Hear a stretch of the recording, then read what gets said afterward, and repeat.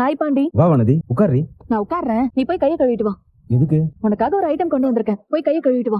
சரி இரு, உட்காரு. என்னது? இந்தா, இதுல கொழுக்கட்டை இருக்கு. இது வீட்ல செஞ்சது, உனக்கு கொடுக்கணும்னு அம்மாக்கு தெரியாம எடுத்துட்டு வந்தேன். இந்த எடுத்துக்கோ.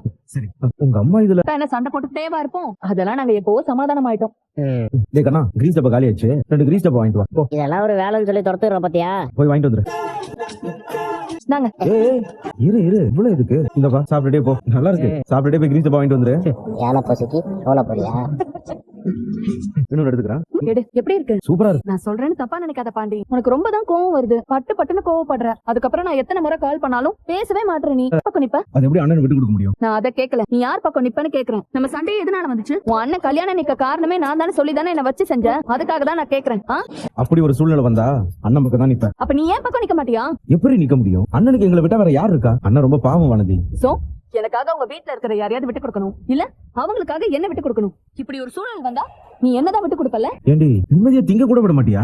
சாப்பாட கையில கொடுத்துட்டு அது தொண்டைக்குள்ள இறங்குறதுக்குள்ள இப்படி கேள்வி கேட்டு சாவடிக்கிற. சும்மா சொல்லு பாண்டி, நீ என்ன சொன்னாலும் நான் வருத்தப்பட மாட்டேன். அதெல்லாம் சொல்ல முடியாது. சொல்லு பாண்டி. குடும்பத்தை எப்படி விட்டு கொடுக்க முடியும்? அப்ப என்ன விட்டுருவேன், அப்படிதானே?